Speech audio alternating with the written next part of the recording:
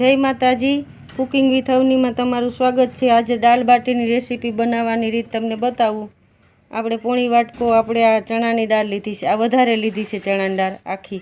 આ તુવેર દાળ છે અડધો, એથી ઓછો ભાગની આપણે આ મગની દાળ લીધી છે ને મસૂરની દાળ લીધી છે। એ ભાગમાં આ બે ભાગ એક સરખા રાખવાના। આ થોડીક એથી વધારે લીધી છે, સૌથી વધારે આપણે ચણાની દાળ લેવાની। આ બધી દાળ એકદમ સાફ કરી અને પલાળી દેવાની એક મોટા વાસણમાં। આપણે આ તપેલું લીધું છે, એમાં બધી મિક્સ દાળ કરી નાખવાની, આટલો માપ બધો એક સરખો। આ બધી સાફ કરી અને સાફ કરીને જોઈને જ રાખી છે, એકદમ બધી ભેગી કરી એક સરખી અને પાણીથી પલાળી દેવાની। ઢાંકી અને અડધી કલાક આપણે પલળવા દેશું। આપણે બાટી બનાવવાનો લોટ બાંધી લઈશું, કેટલો જોઈએ તમને રીતને પ્રમાણ કહું। આ ઝીણો આપણે લોટ લીધો છે, સાદો જ્યાં રોટલી બનાવવાનો, અને આ સેજ કરકરો છે, ભડકું આપણે લાડવા બનાવીએ ને એનું છે, આટલો આપણે નાખવાનો। આ 2-3 ચમચી આપણે રવો લીધો છે, કે કેટલો લોટ જોઈએ ને કેટલું પ્રમાણની રીતથી હું તમને બતાવું છું। આટલો રવો નાખવાનો ને આપણે આ ચણાનો લોટ લીધો છે, થોડોક 2-3 ચમચી જેટલો આપણે આ ચણાનો લોટ લઈશું। આ બધા લોટ બધા એક સરખા કરી અને આની અંદર આપણે અડધી ચમચી હળદર નાખશું ને આટલો આપણે આજમો નાખશું। અડધી ચમચી આપણે મીઠું નાખવાનું। આ બધી વસ્તુ નાખી અને લોટ એકદમ એક સરખો કરી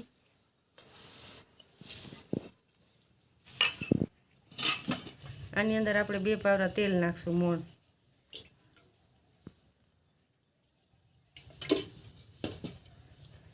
મોણને બધું એક સરખો કરી લેવાનો, મિક્સ કરી લેવાનો લોટ અને તેલને બધું આવી રીતના।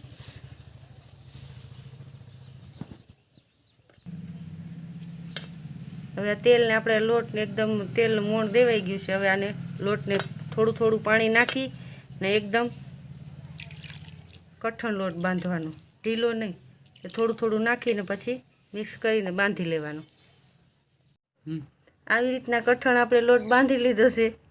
હવે આને આપણે બાટી બનાવશું, એકદમ ગોળ સરસ મસરી અને એકદમ ગોળાકાર આપણે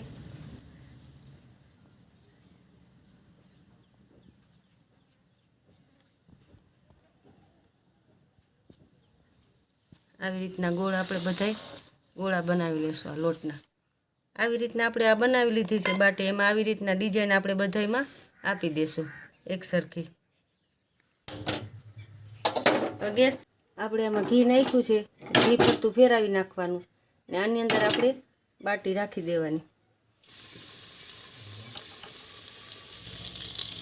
આમાં જેટલી માય એટલી એકદમ એક સરખી એક ભાગમાં બધી ફરતી ગોઠવી દેવાની। આવી રીતના ઘી નાખી અને થોડીક વાર આમાં પાકવા દેવાની, ઉપર ઢાંકણું ઢાંકી દેવાનું ખાલી।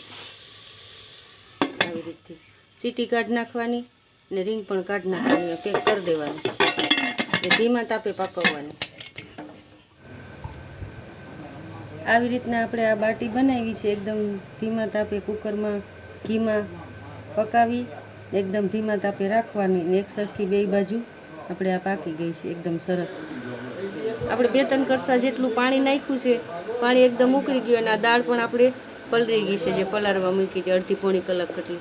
એટલે આ દાળ આની અંદર ઓરી દેશું અને દાળ આપણે બાફી નાખશું। આ દાળમાં આપણે માપ પ્રમાણે જોઈએ એટલું મીઠું નાખવાનું, અડધી ચમચીથી વધારે છે, પછી આપણે જોઈએ એટલું નાખશું અને થોડી હળદર નાખવાની અડધી ચમચી। આપણે થોડું સેજ નહીં જેટલું આપણે 1-1.5 ચમચી જેટલું તેલ નાખવાનું, એટલે ઉભરાય નહીં।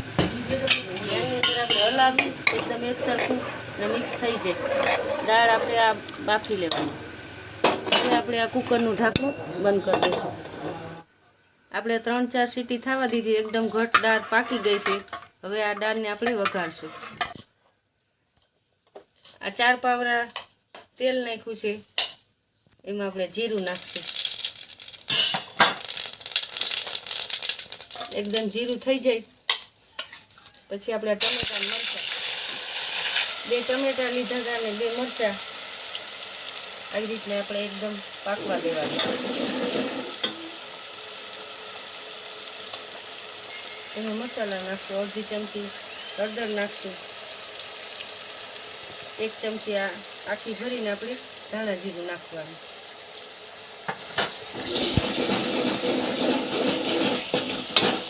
ટમેટું એકદમ પાકવા દેવાનું.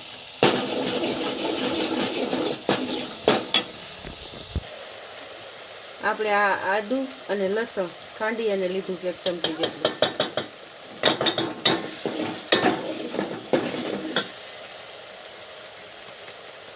બાફવામાં પણ મીઠું નાખ્યું તો આમાં પણ આપણે થોડું મીઠું નાખવાનું. ટમેટું પાકી જાય, અડધી ચમચી જેટલું નાખી છે. માપ પ્રમાણે સ્વાદ અનુસાર મીઠું આપણે નાખવાનું.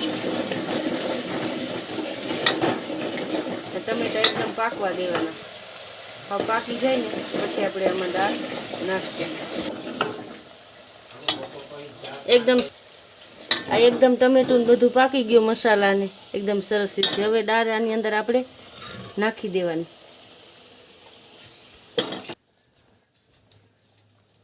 દાળ પાકી ગઈ, આની અંદર આપણે ધાણા ભાજી નાખી હલાવી નાખવાની. આપણે આ દાળ બાટી બની ગઈ છે. તમે પણ આવી રીતે બનાવજો. અમારી વિડીયોને લાઈક, શેર, સબસ્ક્રાઈબ કરજો, કમેન્ટ કરજો. Thank you.